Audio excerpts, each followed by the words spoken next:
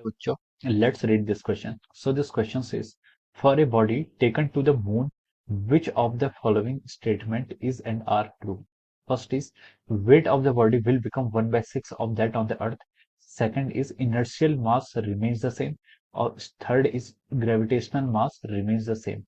A is first only, B is second only, C is first and second, and D is first, second and third. Okay, तो चलिए बच्चों अब हम इस question को start करते हैं. तो देखिए बच्चों, इस क्वेश्चन का की कॉन्सेप्ट आपका लिख सकते हैं. The key concept of this question इस क्वेश्चन में देखिए हमें क्या बताना है. इस क्वेश्चन में हमें बताना है कि कौन सा स्टेटमेंट है कि आपका ट्रू है. और यहाँ पर हम बोल सकते हैं gravitation is the key concept of this question. इस क्वेश्चन का की कॉन्सेप्ट आपका क्या है, ग्रेविटेशन लिख सकते हैं या फिर आप मासेस भी लिख सकते हैं. ओके, तो देखिए ग्रेविटेशन क्या होता है. Gravitation is the force of attraction और repulsion between, sorry, gravitation is always a force of attraction between two masses. दो मासेस के बीच में जो फोर्स ऑफ अट्रैक्शन होता है उसे हम क्या बोलते हैं, ग्रेविटेशनल फोर्स बोलते हैं. ओके, और वेट कैसे डिफाइन करते हैं, वेट को हम कहते हैं मास टाइम्स जी. वेट क्या होता है आपका, मास टाइम्स जी. ये होता है आपका वेट ऑन द अर्थ. ये आपकी अर्थ की सरफेस के लिए अगर हम बात करें तो वेट क्या होता है आपका एम जी हो जाता है. ओके, तो एम जी, जी के यहाँ पर आपका जी है आपका acceleration due to gravity on the surface of the earth. Okay, और देखिए हम वेट क्या होता है आपका, वेट अलग अलग जगहों पर क्या होता है, डिफरेंट होता है. ओके, वेट आपका चेंज होता है लेकिन मास आपका क्या रहता है, कांस्टेंट रहता है. ओके, मास आपका कांस्टेंट रहेगा. अगर हम मून पर जाए तो वहां पर क्या हो जाता है, एम जी बाई सिक्स हो जाता है. M g by six, this is our weight on the moon. ये हमारे मून पर इतना हो जाता है.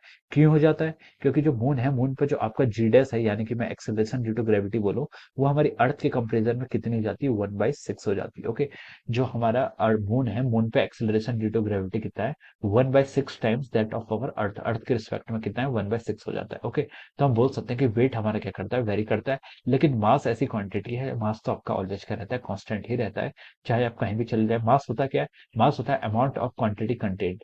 किसी मैटर में या फिर किसी भी सब्सटेंस में कितनी क्वांटिटी अमाउंट है, कितनी मतलब क्वांटिटी है, उसको हम क्या कहते हैं, उसका मास को उसको हम डिफाइन करते हैं. ओके, तो ये हमारा मास है. अब यहाँ पर दो कीवर्ड और यूज करे हुए हैं, इनर्शियल मासेस एंड ग्रेविटेशनल मास. ये तो मैंने बता दिया कि मास आपका क्या रहता है, मास ऑलवेज रिमेन्स कांस्टेंट.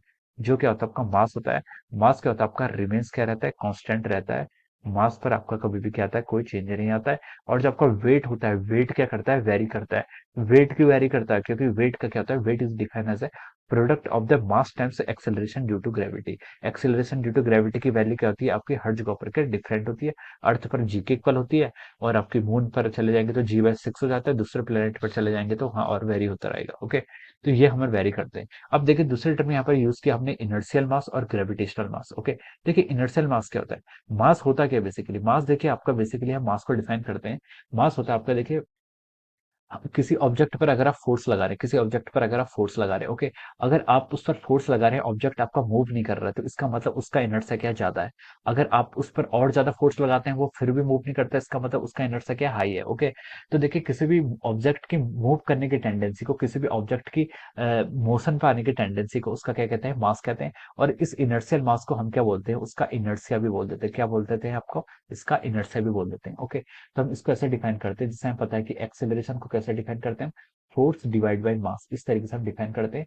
और यहाँ से हम मास को क्या लिख सकते हैं, मास को लिख सकते हैं force divide by acceleration. Okay, तो ये आपका ये जो डेफिनेशन है, this definition is for the inertial mass.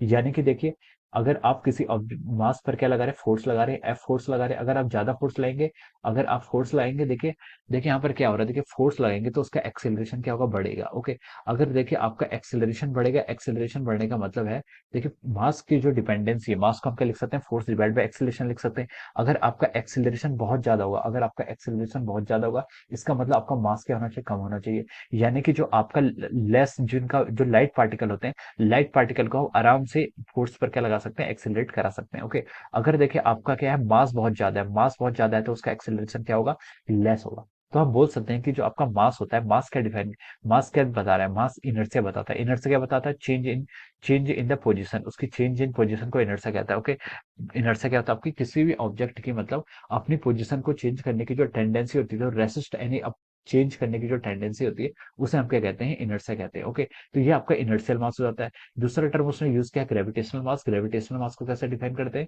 Gravitational मास होता है आपका डब्ल्यू is equal to m g. यानी कि जो आपका earth acceleration due to gravity के कारण जो फोर्स आता है, उसे क्या बोलते हैं, ग्रेविटेशनल मास बोल देते हैं. ठीक है, जैसे आप बताएं, यहाँ पर हम इसको डिफाइन करते हैं, G is equal to F times M. हम यहाँ पर ऐसे डिफाइन करते हैं, और यहाँ से एफ एम को क्या लिख सकते हैं, m को लिख सकते हैं यहाँ से F/g। ओके, तो देखिए ग्रेविटेशनल मास क्या है, जब अर्थ किसी ऑब्जेक्ट को करती है, अट्रैक्ट करती है, अर्थ या फिर कोई भी प्लेनेट, अभी हम अर्थ की बात कर रहे हैं, तो उस पर जो फोर्स आता है उसे हम क्या कहते हैं, ग्रेविटेशनल फोर्स कहते हैं। और जो उसका मास होता है उस मास को हम क्या बोलते हैं, ग्रेविटेशनल मास बोलते हैं। ओके, ये मास कौन सा हो जाएगा आपका, ग्रेविटेशनल मास, और ऊपर वाला मास क्या हो जाएगा आपका, इनर्शियल मास। ओके, अब देखिए अब क्वेश्चन पर मूव करते हैं, आपके ऑप्शंस पर चलते हैं। हमें क्वेश्चन में क्या पूछा था कि कौन सा स्टेटमेंट क्या ट्रू है। ऑप्शन ए में बोला है weight of the body will become 1/6 of that of the अर्थ। अगर हम किसी को मून पर लेके जाएंगे तो उसका अर्थ के कंपेयर में 1/6 वेट हो जाएगा, तो ये स्टेटमेंट आपका क्या राइट है।